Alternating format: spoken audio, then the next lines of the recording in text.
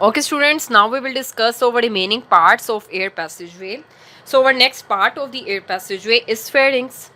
So, as you can see in the diagram, आपकी जो nasal cavity है वो आगे एक ट्यूब को लीड करती है. That tube is called the pharynx, and the pharynx is approximately 4.5 inches long. pharynx की जो लेंथ होती है वो approximately 4.5 inches होती है. And what is pharynx? Basically pharynx is a muscular passage flexible pathway होता है which is common for both food and air as well. इसमें से फूड भी पास कर सकते हैं, इसमें से एयर भी पास कर सकती है, but at a time only one thing जो है आपके फेरिंग्स को क्रॉस कर सकती है.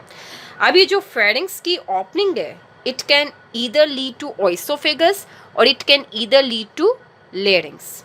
अब आपने ऑब्जर्व किया होगा, as you can see in the diagram, there is a opening present at the bottom of the pharynx. pharynx के बिल्कुल bottom वाली side पे opening present होती है. that opening is called the glottis. इसको आप क्या कहते हो? glottis कहते हो.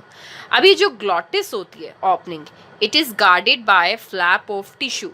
इसको flap of tissue जो होता है वो guard कर रहा होता है. ये lid like structure होता है जो कि आपके glottis के ऊपर present होता है. अब question arise होता है, why epiglottis is present over the glottis? Basically जो आपका एपिग्लॉटिस होता है, जब आप फूड स्वालो कर रहे होते हो and it will come inside your pharynx, then जो आपका फूड है वो कहाँ पे एंटर होगा? वो आपका ओइसोफेगस में एंटर हो जाएगा. वो आपका लैरिंग्स में भी तो एंटर हो सकता है, बट ऐसा नहीं होता. Why is that? The reason is that कि जो आपका एपिग्लॉटिस होता है, लिड लाइक स्ट्रक्चर होता है, एट दैट टाइम आपकी जो ओपनिंग होती है जो कि लेरिंग्स को लीड कर रही होती है उसको कवर कर लेता है, क्लोज कर लेता है. तो आपका जो फूड है लेरिंग्स में एंटर होने की बजाय वो डायरेक्टली किस में एंटर होगा? ऑइसोफेगस में एंटर होगा. Okay, over next part of the air passageway is larynx. Basically larynx is also called the voice box. इसको वॉइस बॉक्स भी कहते हैं. ये जो लेरिंग्स होता है it is approximately 4 to 5 centimetre long, और ये फेरिंग्स के बाद आपका लेरिंग स्टार्ट होता है. लेरिंग्स जो बॉक्स है it is made up of the cartilage which is a soft bone. आपको पता है कि आपका कार्टिलेज आपका नोज के अंदर भी प्रेजेंट होता है, आपका ईयर के अंदर भी प्रेजेंट होता है.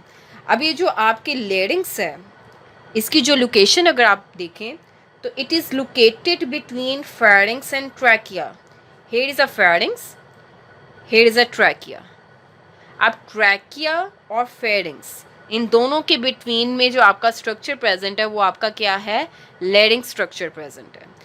देन जो आपका ये वॉइस बॉक्स है, लेरिंग्स है, इनके अंदर वोकल कॉर्ड्स प्रेजेंट होते हैं. What are vocal cords? Basically vocal cords are the fibrous bands. ये फाइब्रस बैंड्स प्रेजेंट होते हैं. ये 2 पेयर्स होते हैं फाइब्रस बैंड्स के जो कि आपके कहाँ पे प्रेजेंट होते हैं? इनसाइड दी लेरिंग्स प्रेजेंट होते हैं. और जब इनमें से एयर पास करती है तो ये वोकल कॉर्ड्स क्या करते हैं? They vibrate and produce sound. As you know कि कोई भी चीज़ जब वाइब्रेट करती है तो वो साउंड प्रोडक्शन करती है. नाउ मैं आपको यहाँ पे क्लियर कर दूँ, there is a difference between speech and sound. Speech जो होती है ये स्पेशली गिफ्टेड है ह्यूमन बींग्स को. स्पीच में आपके जो मूवमेंट्स ऑफ लिप्स होते हैं, चीक्स होती हैं, जॉज होती हैं और टंग की जो मूवमेंट होती है वो आपकी जो साउंड है उसको किस में कन्वर्ट कर देती है? स्पीच में कन्वर्ट कर देती है. Okay students, now we will discuss over next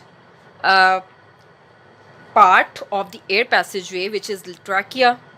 So trachea is also called the windpipe, and you can see in the diagram here is a trachea which comes after the larynx, and trachea is located in front of the oesophagus. बिल्कुल आपकी neck की front वाली side पे आपका क्या present होता है? trachea present होता है. अब ट्रैकिया का अगर आप एलेबोरेट स्ट्रक्चर यहाँ पे ऑब्जर्व करें तो ट्रैकिया में आप देख सकते हो कि इसके अंदर C shape cartilaginous rings present होती हैं. There is a C shape cartilaginous rings which are present inside the wall of the trachea.